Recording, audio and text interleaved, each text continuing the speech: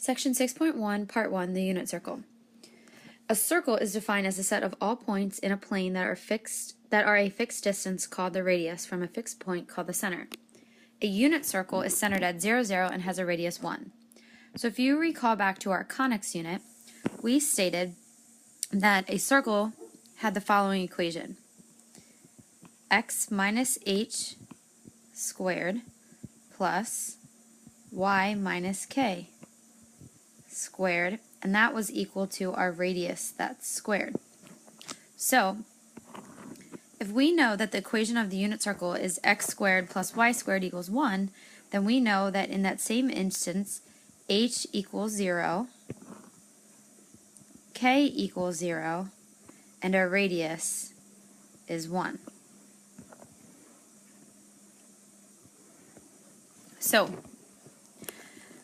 to find points on the unit circle, I'm giving you an x value and we need to find y. So to do that, we're going to use the equation above representing the unit circle. So I'm going to take my x value, 1/2 squared plus y squared equal to 1. So after I square 1/2, I then need to subtract it to the other side. So y squared equals 1 minus 1 over 4. And this equals 3/4. So if y squared equals 3/4, then we know that y equals the plus or minus the square root of 3 over 4.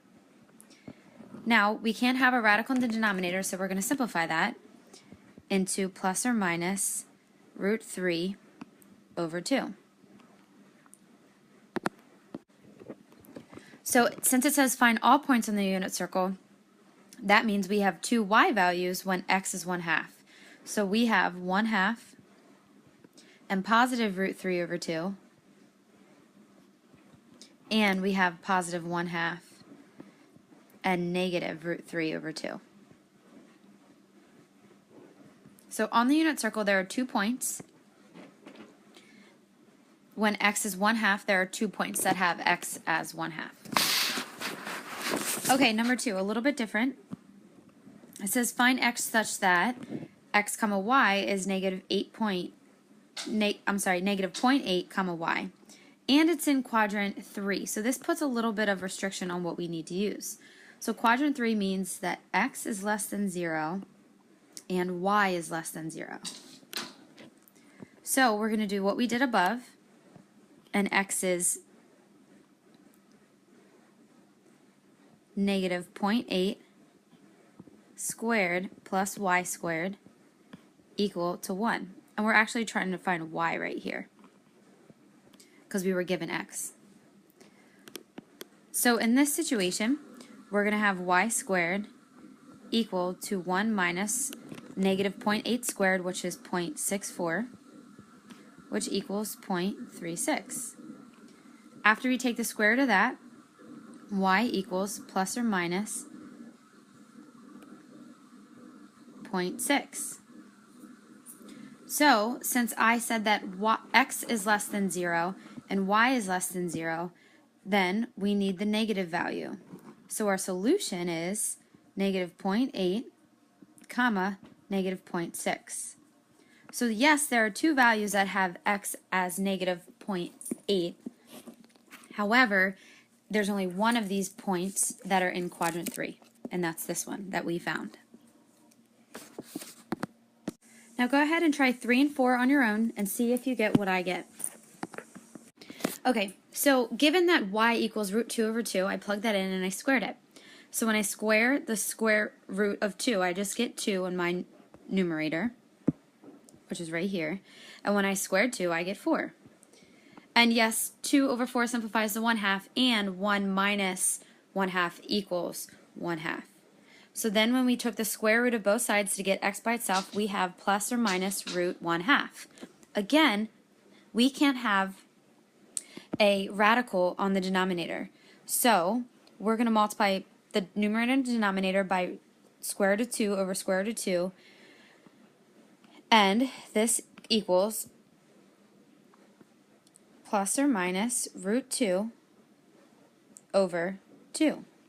So the two values on the circle are root 2 over 2, comma, our y value that was given, root 2 over 2, and negative root 2 over 2, and then with that root 2 over 2 that our y value was given. Now, with problems 1 and 3, you should recognize these values that are paired up together. They are from our chart that we've been using. So in number 4, I solved and I got x is plus or minus 0.8. But since we have to be in quadrant 4, then we know x is greater than 0 and y is less than 0. And since we're trying to find the x value, we need to get rid of the negative. So the one point in quadrant 4 that has a y value of negative 0.6 is 0.8, comma, negative 0.6. Now I want to know if the given point is on the unit circle. And if so, we're going to use symmetry to find 3 or more points on that circle. So, is the point negative root 3 over 2, comma, 1/2 on the unit circle? So we're going to use the same equation, and we have our x value at negative root 3 over 2, so we're going to square it, plus 1/2 squared. And we don't know yet, but it should equal 1. So we're not sure yet. So, negative root 3 squared is positive 3, and 2 squared is 4, plus 1 squared is 1, and 2 squared is 4. So does that equal 1? Yes, because 3 plus 1 is 4 over 4, which is 1, and yes, that equals 1. So, since it is, we can use symmetry to find 3 more points on the circle. So what does this mean essentially? If I gave you a circle, and we created our axes through the circle, and it's the unit circle, so it has a radius of 1 everywhere. Well, knowing that our x value is correspondent with cosine, and our y value is correspondent with sine, or we can just look at the fact that we have an x and a y value. If we go negative, positive, that's going to be in the second quadrant. So the value that we found, let's say, is right here. So that means that using symmetry, I have 3 more points. So I can reflect over the y-axis and find that same point over here, but instead of having a negative positive coordinate point, now I have a positive positive. So that one would be positive root 3 over 2, comma, 1/2. Then if I reflect our first point in quadrant 2 down over the x-axis, I'm going to have a point about right here, and this is our negative, comma, negative quadrant. So we also have negative root 3 over 2 and negative 1/2. And finally, if I reflect that last one we use in quadrant 3 over quadrant 4, I have a point about here, and this is our positive negative.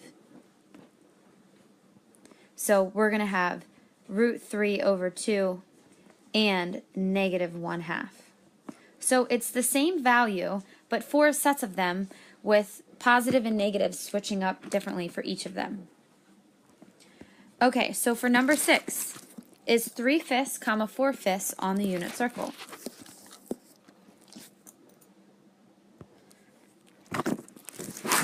So what I do is I take 3/5 and I square it, and I add it to 4/5 and I square it, and once again this should equal 1. So we need to solve and see if it does.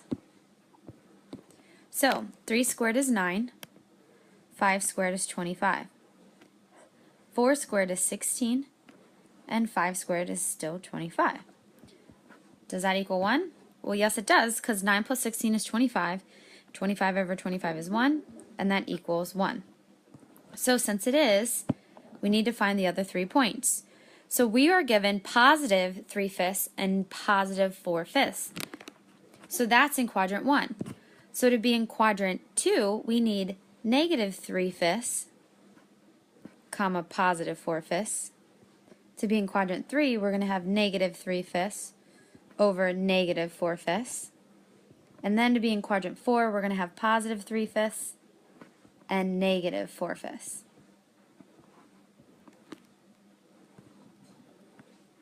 I want you to try this last one and see if you get what I do. So I also found that this point is on the unit circle. So since we have a positive comma negative to begin with, that's in quadrant 4. So in quadrant 1, we're going to have positive 7/4 and positive 3/4. In quadrant 2, we're going to have negative, root 7 over 4. I don't know if I said the root before. And then positive 3/4. And then in quadrant 3, negative root 7 over 4, comma negative 3/4. Okay, so let's determine points on the unit circle. The first thing we need to do is recall the formula for arc length. So that formula for arc length is S equals R theta.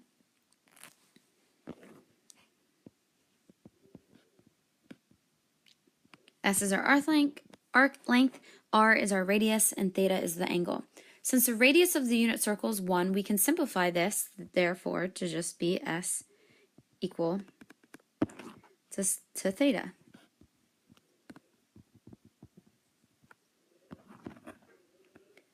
So T indicated in red below, and if you look below, T is the arc length. So therefore, in this case, our arc length equals our theta, which equals T.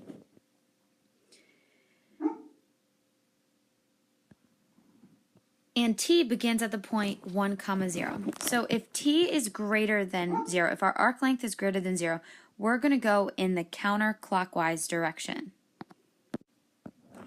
And if T is less than 0, if it's negative, we're going to go in the clockwise direction. So, looking down below at those 4 circles, in both cases, the arc and angle ends at the terminal point x, y. So, for example, if we end at our t angle, our arc length is pi over 2, then it ends at the point at that terminal angle. So, negative 1, 1. Then for pi, we have negative 1, 0. For 3 pi over 2, down here, so 3/4 of a round, we have 0, negative 1. And then for 2 pi all the way around, we're back at our beginning, which is 1, 0. So for A, B, and C at the bottom, find the terminal point given the value of t.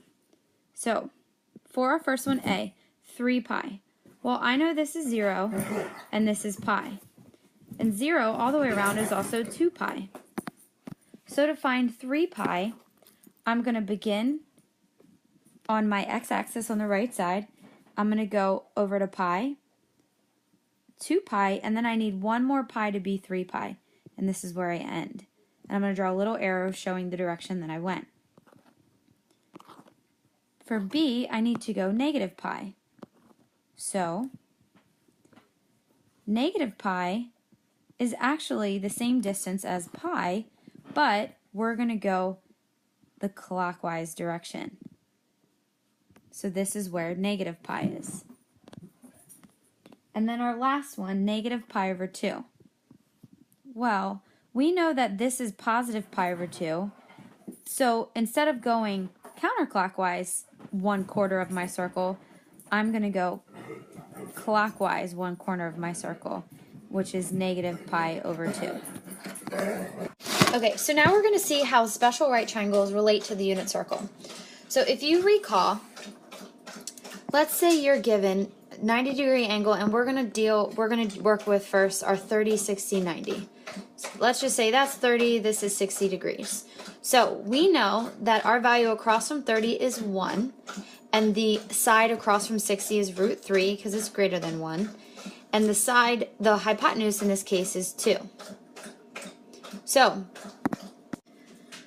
what I want us to do now is divide all 3 of these sides by 2. And the reason why we're doing that is because I'm choosing to divide by 2 because for the unit circle, I need this radius to be a value of 1. And the only way I get 1 from 2 is to divide it by itself. So if I translated this to the graph down here, to the left, then I'm going to have a hypotenuse of 1. All right, so we'll say that this is our 30 degrees, which is pi over 6. And this is our 60 degrees, which is pi over 3. And then we have our 90, so just like above.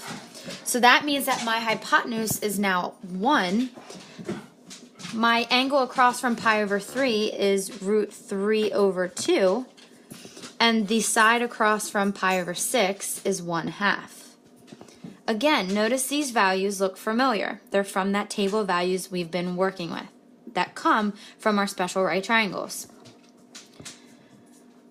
So if we kind of flipped everything else around and said, there's my 90 degree, and now this is pi over 3, this is the pi over 6, then that means we have root 3 over 2 on this long side, we have 1/2 down here, and then again 1 is our radius. So before we move on, we're going to do the same thing again, but with our 45, 45, 90 triangle. Okay, so again, my triangle is not really straight and drawn to scale, but we're just going to work with it. So that's my 90 degrees, so we're at 45, 45, which we also know is pi over 4 and pi over 4. And then we know both of the sides are 1, and my radius in this case was root 2. So again, if I want to put this on the unit circle, now I'm going to divide every side by root 2. Now, keep in mind though, if I have 1 over root 2, which I'm going to have on these two sides, I need to rationalize it and multiply by root 2 over root 2. So I'm really going to get 1 over square root of 2 equal to square root of 2 over 2.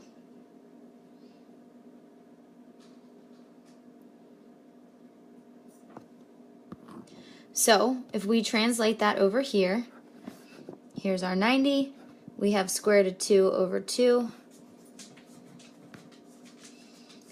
So we have pi over 4 if we're going to write it in radians. Same thing over here. And then our hypotenuse needs to be 1, and it is. So now what we're going to do is we're going to put these triangles on our unit circle.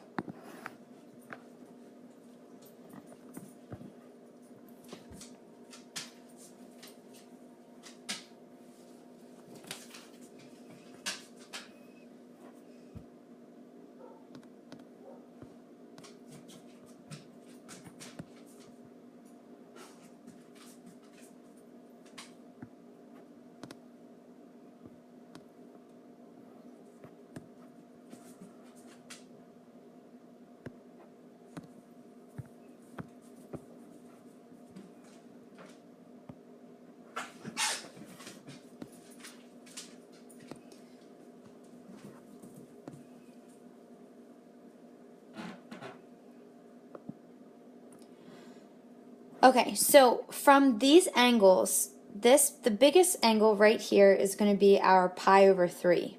And I'm going to try to do my best to color code it because I can't squeeze it all in. So that red line, that vertical line I drew down, creates my triangle. And if you notice, since we have pi over 3 in the middle of our circle, that makes it the triangle that you have on your paper on the top right hand corner. So we have a radius of 1, and we know that because it's the unit circle, and that means that our x value from the origin is going to be 1/2 comma root 3 over 2. So this point right here that is created is 1/2 comma root 3 over 2. Alright, so I'm going to skip down next to the other 30, 60, 90 triangle. And we know this little sliver here is our pi over 6.